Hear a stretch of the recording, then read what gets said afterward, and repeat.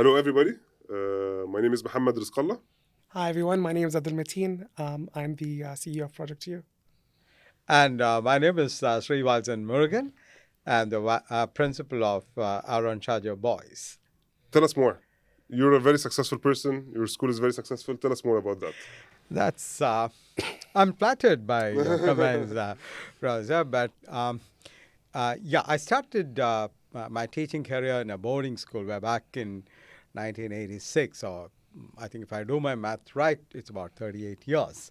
I moved into an administrative position when I transited to Matheen from India in the year 2002. And in 2005, I joined GEMS, and since then, been with them. I've been at the helm of affairs for this particular school for the past 11 years. Oh, wow. Yeah. So what makes you a successful school? We like to believe that we are a community. We are not we're not a bunch of individuals, but we are a community that consists of the students, teachers, parents, our board, corporate office, what we call the School Support Center of GEMS, SPIA, SIA, and the wider community. Our school is a school where we say that everyone is welcome. And we have a promise to our parents. Give us a boy, we will return a man who matters. Oh, wow. So our mission is to transform boys to men who matter. And I think that's a crying need of the hour. Oh, wow. Very interesting. Thank you. We had a discussion before we meet here regarding education and learning and the gap between education and learning. Matheen, you work very extensively on bridging this gap. We discussed this. We know what you do. What would you consider a success indicator of the gap being bridged? I really like what Mrs. Sri had spoken about the mission statement of the school of men who matter, right? I think jumping on top of that, I think it really is about, and we're seeing more and more of that in the young generation that's coming out now. Everyone wants to be a person of impact, right? They want to do something, work in something, have a career in something that makes a difference. No longer is a job just a job for them, right? No longer is a family just a family for them. They want a family who has fun. They want a family who is really tied together, right? They want a job that's really fulfilling. They want to see that they're making a difference for their sector, for their business, for the world. And I believe that's where success is now coming across with the new generation around this whole concept of impact. And impact to themselves, impact to the family, impact to the community around them. But it's all about impact now. That's very interesting to say because maybe the term success, obviously in between different generations, have a different meaning. Relative term. It's very, for instance, I've always had this romantic dream of having my own farm, and that would be like, in order for me to sustain it, I have to work so hard to buy the piece of land and so on. So for me to be successful is to live peacefully in a piece of land with my cows and my chicken and. Wow. So, but for the younger generation, success is having an impact on this very fast world. Yes. How does your school foster a culture of success among students, and how does it define success? I need to really think about it. How do we foster success?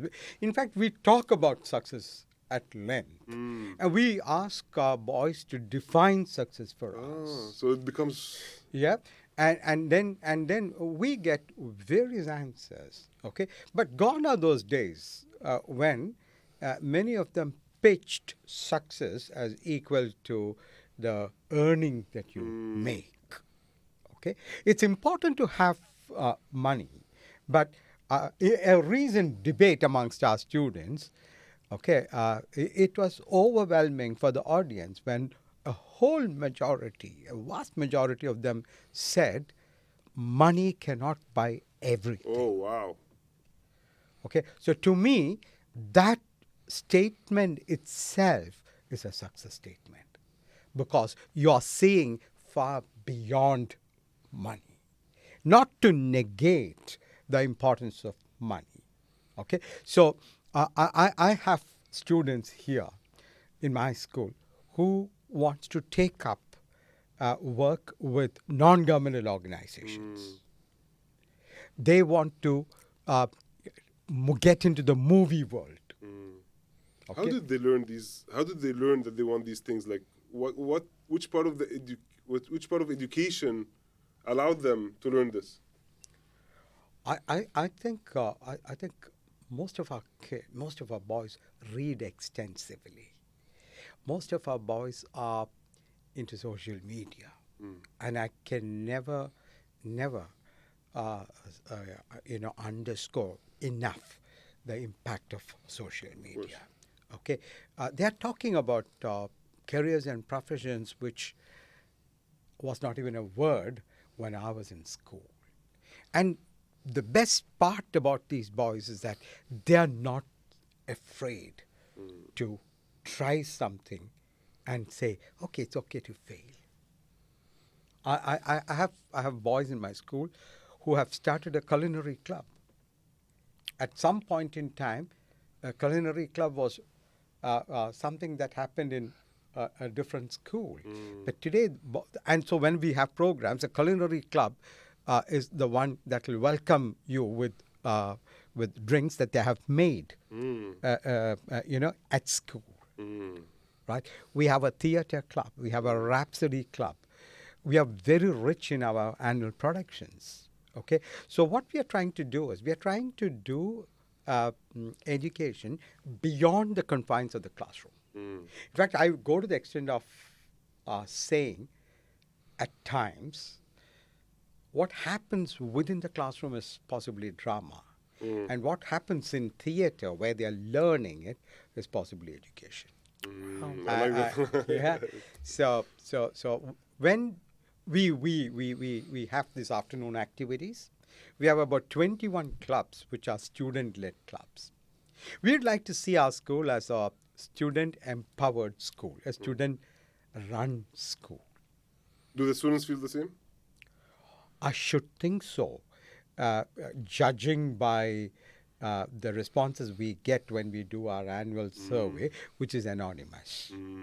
So, if they really feel like belting it out, I think they will do it. That's very exciting to hear. And from what I hear, correct me if I'm wrong, is that you are trying to align education as a structure and the system and all that with what the students need to learn or enjoy learning or what they want to learn. Absolutely. And not to confine learning to classrooms or textbooks. So let me ask you this, and this might be a challenging question. If one day you had to make a choice between, for whatever regulatory reasons, students have to do really well on exams or they have to learn the way they're learning right now, I will not ask you what would be your decision. I would ask you, how would you come up with the checklist to answer this question? Like, what kind of processes would happen in your mind? I think most schools have this challenge. It's just not one school. But I will answer for myself. We're already doing that. If you look at our academic results, they are fantastic. If you look at our cricket, we are second to none. If you look at our basketball, we are fabulous. We win every debate that is there. Okay, so we are already doing that. See, why are we creating that artificial divide between academics and co-curricular activities. In fact, everything should be part of the curriculum. Okay, whatever you learn, from the time you board the bus to the school, that bus experience is learning. Absolutely. What happens in the football ground is learning.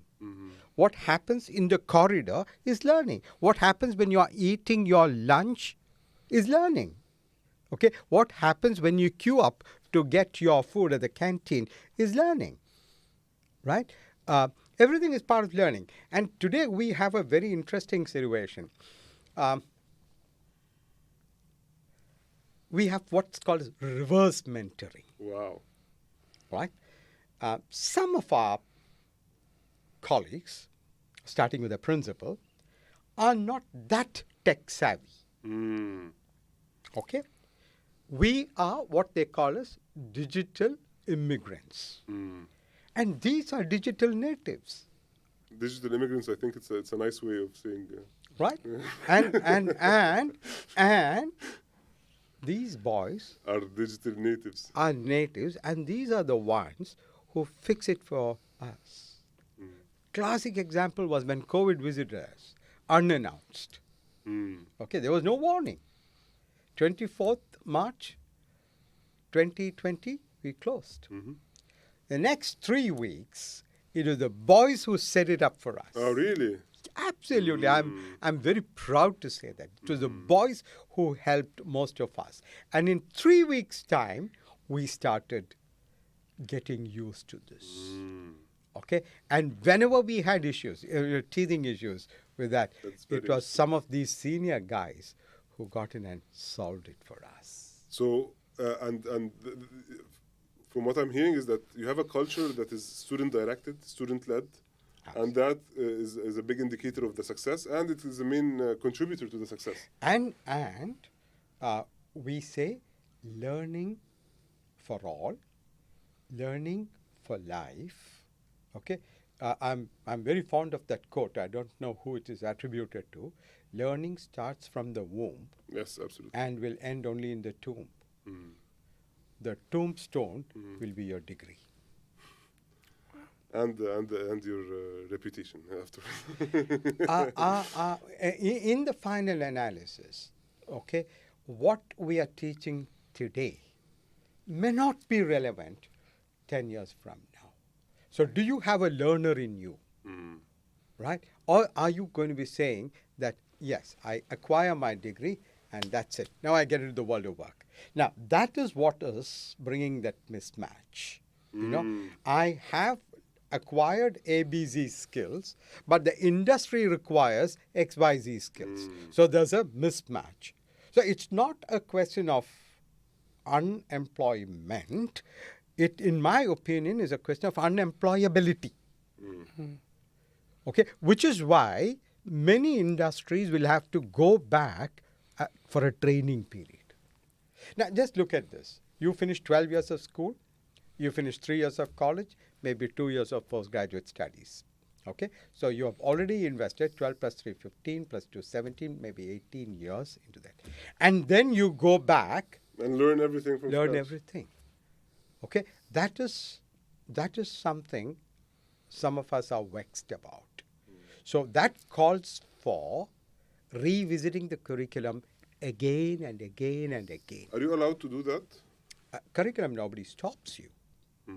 Okay, up to grade 8, we do have the flexibility to work around the curriculum.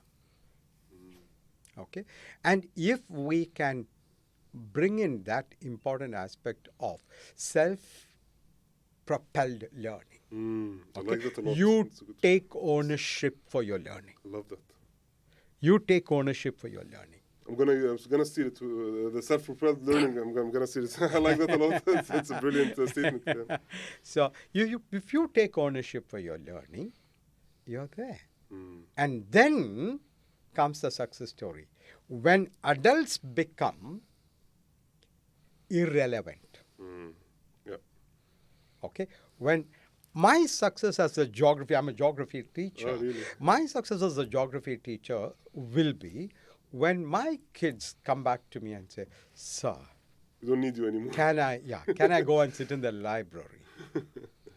Okay, indirectly telling me that I've learned what you're going to be talking about. It's already there with me.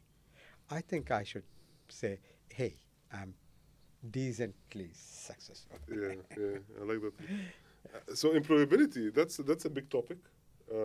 Is it? Do you think so? Matheen, you always mentioned that employability was a big motivation to start Project U. Do you think that the schools should be doing more towards employability, or do you want to see these kind of different programs so that students are exposed to diverse educational settings? I think there's two concepts when you come to that stage, right? The first concept is, how do you really leverage the school as a community, as you had mentioned, right? And I think this is a major contributor to success. Like Absolutely. I cannot imagine a school without a good community to be successful. But you have to realize the majority of schools in Sharjah, for example, 100 plus schools, don't have the heritage that our own has, for example, right? Our own is almost 40 plus years old. My school has got a very interesting. So if you ask me to define my school, we are 40 years old and 16 years young. Allow me to elaborate. We were part of we were actually in Ajman in 1982. And then we shifted to the school near the cricket stadium. So the boys operated out of the afternoon shift. Okay. We got our own identity in 2007 when we moved into a purpose-built campus. Okay, so the original campus now houses the girls. So if anybody wants me to define my school, I would always say we are around 40 years old and 16 years young. Yeah. But we have but we do have huge leverage because we are a GEMS school. Yeah. And GEMS has been in the field for the past 60 odd years. So that heritage is critical for schools to come across, right, and be able to leverage that. With new schools, with especially international schools that are coming together, what we're seeing is challenges of what is the new culture that they're. It's not homogeneous at all, right? So, but what is the minimum standard that they agree to? So, the 4 stages of team building: storming, forming, norming, and performing. So they're always in that storming and forming phase because they're trying to amalgamate what the new culture of the school is, right? And that, I don't want to say that it produces confused graduates, but it produces students who are less grounded, I would say, right? And this is what for conventional new schools that we're seeing coming out in the region. But some of them take a success on that, and they become mavericks, they become pioneers for that school, and they take that path forward. Where that falls into employability is the alumni list that comes out when you're part of a big community, right? And because a lot of times that allows you to get introductions, to get first job interviews, to get apprenticeships, to get internships. And that's why leveraging the community is important, but that's a short-term issue. If you're not good, then Exactly. The long-term issue that we're seeing is even if, and we're seeing this as a pattern now, even if you go down a traditional education pathway through school, getting good grades, and through universities, getting good grades, high chances are you're still not able to get the right job, right? I was speaking to a student yesterday, a 23-year-old yesterday, who studied aircraft maintenance, aircraft engineering. And she was telling me that I was really passionate about this when I was 17 and 18, and that's why I chose this to study this in university. But what no one told me was that there's no design and manufacturing that happens locally, right? At least not at scale. A lot of it is just maintenance work. But maintenance, you need experience in order to get maintenance Oh, work. wow. So, but where do you get experience from? Because usually what happens is in Canada or the US or Australia, you start off as apprenticeships. But are there apprenticeship programs over here for junior engineers? No. So she's coming to me at 23 and she's like, I love aircraft. I'm a great STEM student. I have this degree, but I'm not able to find the right work because no one told me when I was 17 and 18 that there's no design or engineering jobs. And she's like, but whose fault is that? Teachers are not meant to tell you what the job market is and what are the companies and what are they hiring for. But how else is a 17, 18-year-old supposed to know? The flip side of that is also the whole concept of what traditional degrees are mean in the real world, right? And with the advancements of AI and the advancements of technology, GE, where I first worked, because my background was in engineering as well, they have a working population of 250,000 people around the world. Their R&D department is only 600 people out of 250,000 people. This R&D department designs CT scan machines, they design MRI scan machines, aircraft jet engines, power and maintenance facilities for your electricity that we're getting around here. 2/3 of the electricity in the UAE is produced by GE power engines. So their research and technology department is actually only 600 people sitting in the US, right? And so the question then becomes, how are we getting this visibility to students? That, hey, you want to become a research engineer? Fantastic. Minimum requirement is a PhD. Right? The minimum requirement to apply is a PhD. So congratulations on your 12 years of schooling. Commit to another 12 years of higher education. And then you might not get it after all. Yeah, but if you want to do it, this is the standard. But no one tells a 17-year-old that, and they think that just by doing a 3 or 4 year BTech or BEng or BSc and an engineering sector, they're going to go and sit and design jet engines, right? So I think that visibility is becoming more and more difficult to solve because ever since post-COVID, that world is evolving so much, right? I'll give a simple example. So one of the things that's under Project U is we manage some of the summer and winter camps in the public libraries. And I needed a team of 5 to do that last year. This year it was 1 person. Oh, wow. Oh. Because everything else was automated with AI. Nice. All of the vendor contracts, all of the emails, all of the communications was automated with AI. Instead of 5, I need 1.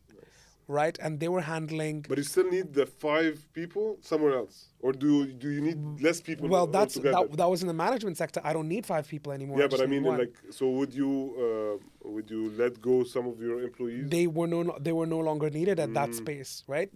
Project U is a different department, so we got to move them to other places. But I'm just telling you that particular sector where 5 jobs were there, now is just 1 job.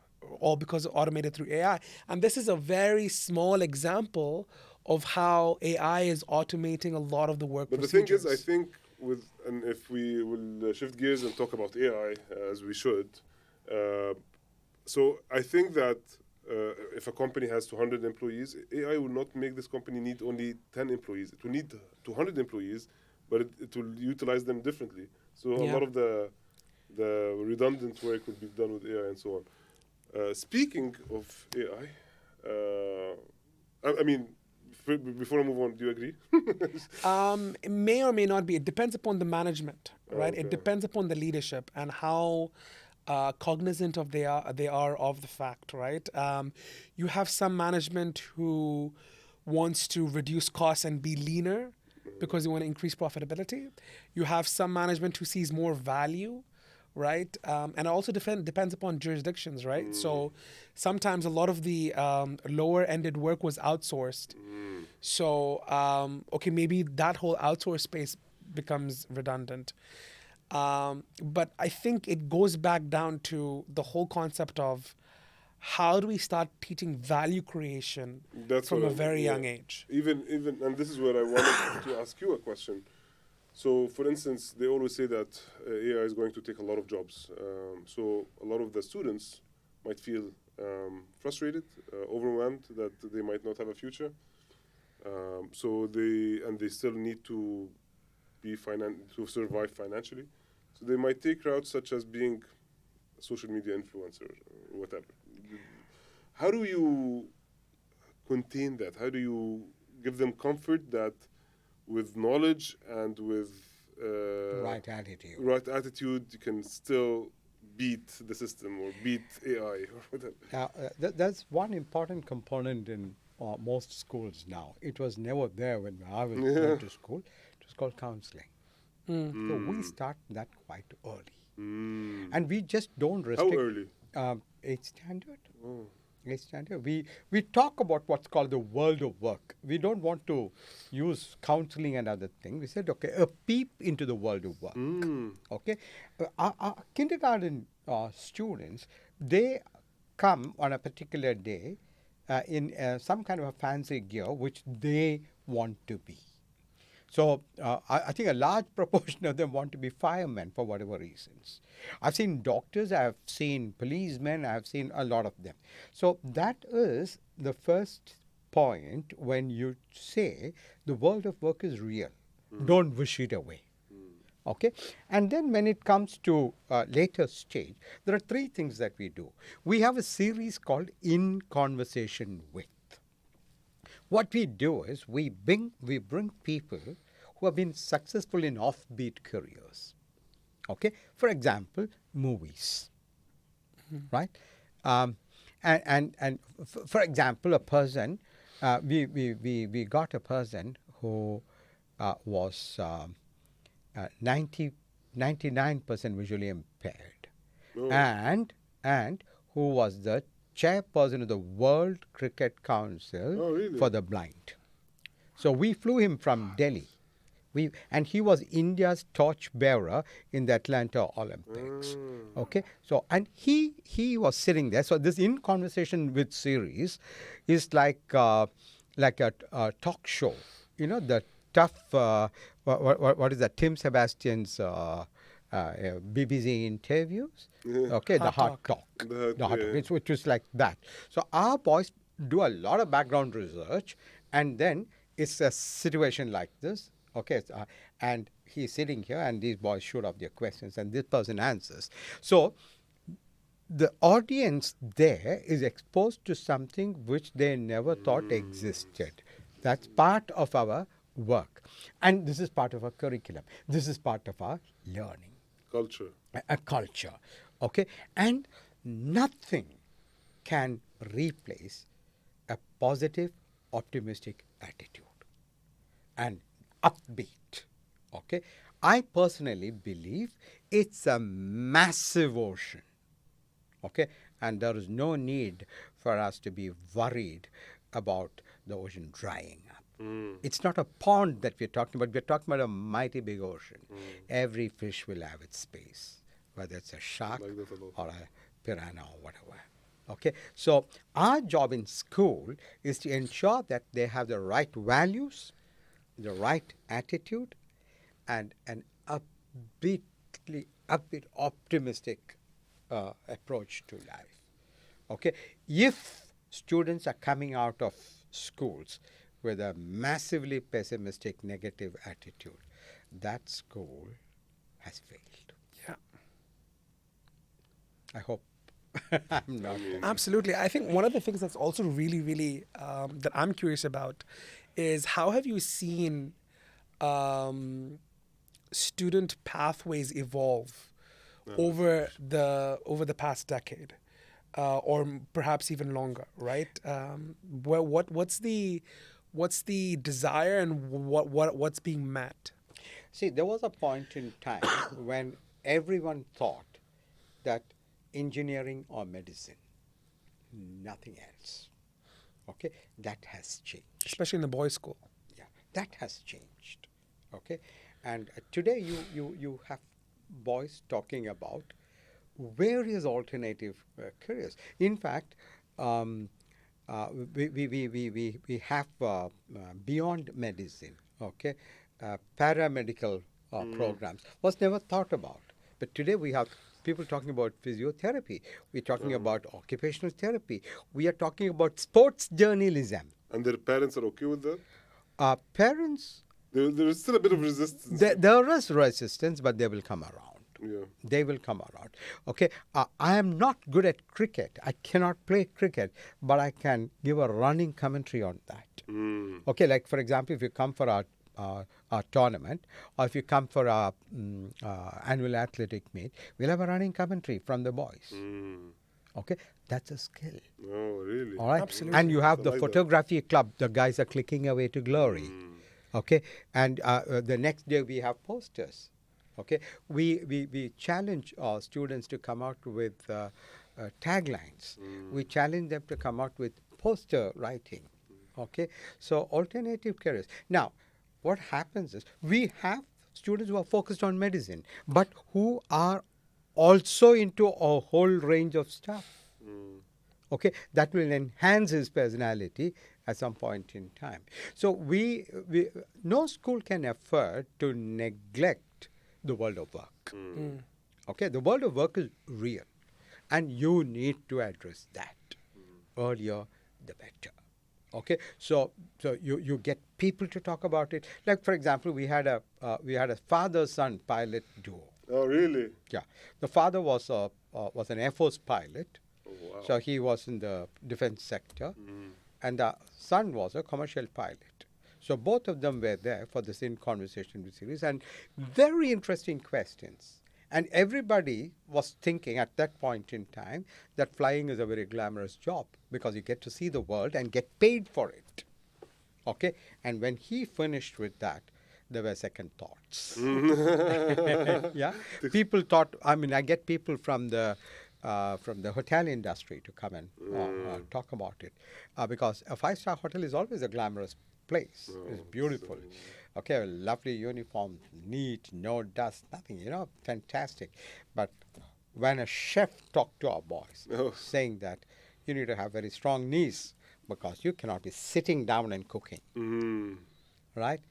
And he talked about various types of kitchens. You can be a pastry chef. You can be a continental chef. You can be a European chef. You can be a pasta chef. You can be a chef on an ocean liner. All right. And when he talked about it, the whole world opened up.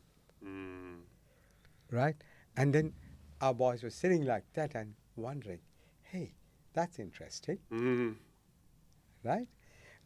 So it evolves. And then what geographies do they go to? Okay, there was a point in time many of them headed back to India because mine is primarily a school that is affiliated to the Central Board of Secondary Education in Delhi. So many of them went back to India. Now the situation is very interesting. About 34 to 35% stay back here.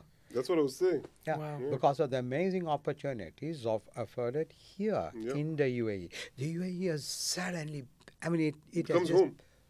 bloomed. If you look at it, what is it that we don't have here? So 35%. You have IIT here. You have an IIT in Abu Dhabi. Yeah. You have an IIT in Abu Dhabi. I don't know when Harvard is going to set up shop here. Okay, It you have started. The first batch was, I think, last year. Yeah. Yeah. And you have the University of Wollongong in Dubai. I think the very first people who came in the 90s or something. Yeah. In Manipal, you have Birla. You have Middlesex. You have the Canadian University of Dubai. You're Yeah. spoiled for choice. Yeah. Okay, Sharjah University. What a big draw. Yeah. The American University of Sharjah. It's one of the best in the draw. world. Yeah. Big draw. Okay, people will give their right hand to come here. Many of our students fight for the Sharia scholarship, which is a fabulous scholarship, right? And then about 30% return back. They go back to India. They finish university and then come back here again. They may come back here or they may go to the Western world. And about 30% of them move to the UK, to Australia, to Canada, to United States, to New Zealand, all these spaces, and try their hands out.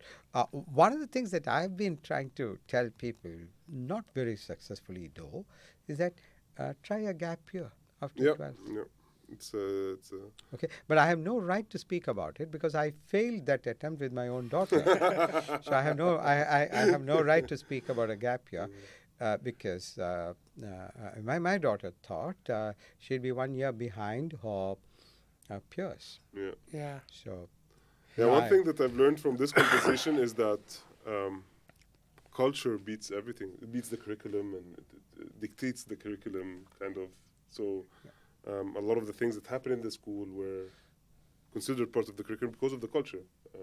And I think that's what's interesting is going to be at the summit when we see this whole new direction with Spears going with their portrait of the graduate, Yeah. right? And how they want all of schools in Sharjah to start focusing on skill sets that graduates can come out with beyond just saying, hey, I finished a particular curriculum or a particular strand of learning. And one thing that I think SPIA notices is that Sharjah students do eventually come back to Sharjah, and there needs to be some sort of an investment towards them because this is an investment towards Sharjah. Yeah. No, and then I tell you something. I worked in several geographies. I've never seen such a progressive regulatory body like the SPIA. It's so progressive. It's so supportive. Yeah. You know, and I think we are in our 6th year. We can only move north. Yeah. Yeah. There's no two ways about it. Absolutely. Okay, where they are so very supportive. They're willing to hear. They're willing to hear from practitioners. And that's I think that's how they do things. They listen. Then they I mean, I have never seen a regulatory body where you get school improvement advisors for free. for free, for free. Yeah. For free. I have Dr. Johannes coming into my school talking, and we revel in that. Yeah. We have Dr. Suleiman coming in, brilliant. We have Dr. Shua, fantastic. These are real educational conversations that we and all of them are invested. Yeah. Okay, to move north. Yeah. Yeah. There's only one step. Yeah. Absolutely. Because we move together. This is We the only move way together. forward. We move Thank you so much. That has been very interesting. Thank you so much for And hosting. if it was up to us, we would have stayed for much longer. But let's do this again, and we will have further discussions. And Lovely. by the way, just to put things in perspective, we only covered 20% of what we were supposed to cover. So I think we have a lot to cover, and hopefully in future episodes we will do that. Absolutely. Wonderful. It's right. always a pleasure coming out. Thank you so much. So much. Thank you. so much. Thank you. Yatin. Thank you. Thank you so much.